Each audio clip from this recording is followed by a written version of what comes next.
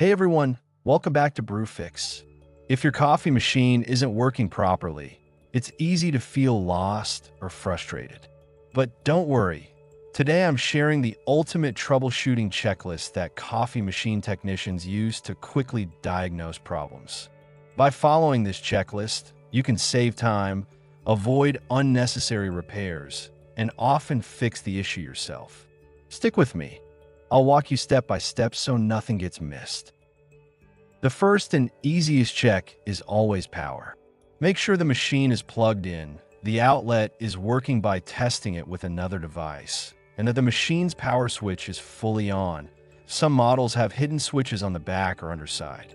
You'd be surprised how often this simple step fixes the problem. Next, inspect the water system. Make sure the tank is full and seated properly, and check the float or sensor, which can sometimes get stuck, causing the machine to think the tank is empty. Look for cracks, leaks, or debris that could block water flow. Remember, without water, your machine won't operate, even if it powers on. Clogs are extremely common. Inspect the group head, portafilter basket, and steam wand, and clean out any coffee oils, milk residue, or mineral buildup. If your machine supports it, backflush. This often restores proper flow and pressure. Remember, a clean machine is a happy machine. Modern machines are basically mini computers. To reset, unplug the machine, wait 30 seconds, and plug it back in. If your machine has a reset function, restore any settings as needed. This clears minor software glitches that can cause blinking lights or frozen displays. Sometimes a quick reboot is all it takes. Mineral buildup affects temperature and pressure. Use a manufacturer-recommended descaling solution. Run a complete descaling cycle, then flush thoroughly with clean water. Avoid vinegar unless your manual explicitly allows it.